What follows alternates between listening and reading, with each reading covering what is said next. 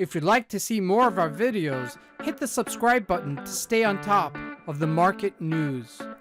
Good morning, traders. Welcome to today's market review. This is Fred Razak at CMtrading. Today is October 8, 2020, and today is Thursday morning. So looking at the highlights of the day, the U.S. markets continue to surge higher. But first, let's take a look at the various markets.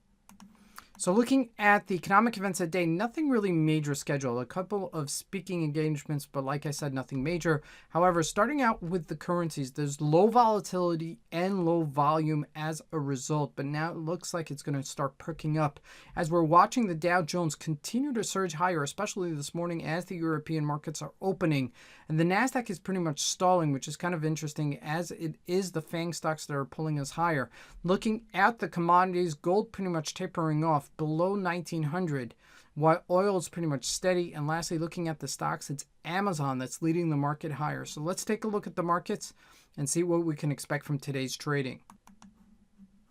So we're looking here at the Euro USD at a 1 hour chart, and you can see pretty much that this has been really very tight. Okay, we've been trading between the 1759 and 1774, so it's a really tight range. But as we're looking at the markets actually extend itself, okay, we're going to jump into the indices first. Looking at the Dow Jones, look at that nice little breakout, okay, this morning as it's consolidating on the upper range, not retracing below this 28,000, which is a major level. If you look on a 4 hour chart, just to give us a perspective, we've had a roller coaster of a ride this past week as we hit 28,260 and then nosediving over 500 to 700 points on the fact that the stimulus package will not be happening until after the elections, and then the market surges right back. And if you look at this, this is a decent upwards trend line. Now, I don't want to celebrate this too quickly, okay, because the pandemic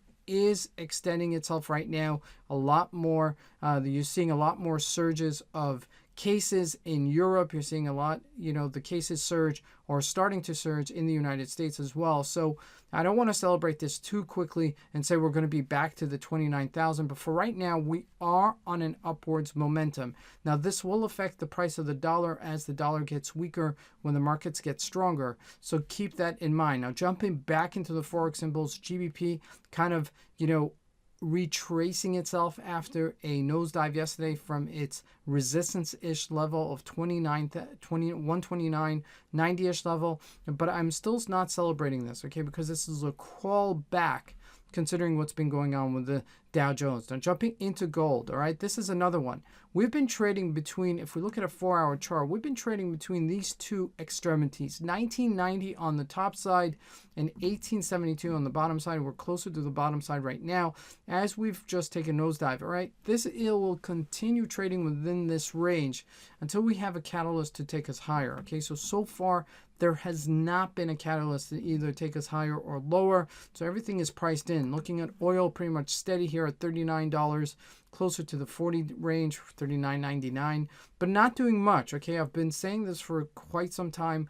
I'm covering oil just because it's an active item to cover. I do expect some sort of breakout after the October timeframe, as there will be continuous adding airlines to transportation, and as things start perking up at the end of October, maybe beginning of November.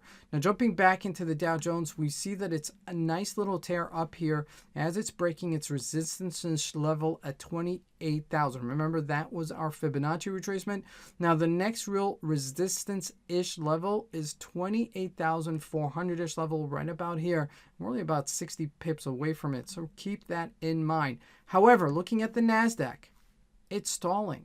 I would have expected this to be somewhere near the 11,900 to 12,000, but it's not. Okay, so this is a little bit disconcerting, as it is the high-tech stocks that went up higher, especially Amazon. If we look at Amazon finally taking that tear on the upside back to the 3,200 area. Okay, but I want to see some follow-through today. Need to see some follow through for this to be a bona fide continuous breakout. Now, if we look at Apple, also surged a little bit higher yesterday to 114-ish level, and then just, tapering off. But in that middle range, if we look at Microsoft, also in that middle range. Facebook, also in that middle range. So there's nothing really jumping out and saying, okay, it's a buy here. Okay, but the markets are going higher, okay, in anticipation in the run up to the election as well. So keep that in mind. The volatility is shifting into the equity markets, but you got to see some follow through. However, looking at Alcoa, by the way, yesterday we did get a little bit of a surge up above that 1140-ish level to 1214. Okay, let's see if that follows through as well. So, I mean, we're in an environment where there's a lot of this concern about the future, okay, especially with the election and the pandemic. So I can't stress this enough. The volatility is there in the equity markets. However, it's got to perk up in the Forex markets to make it tradable. This is Fred Razak. I want to wish you guys a great trading day. Thank you.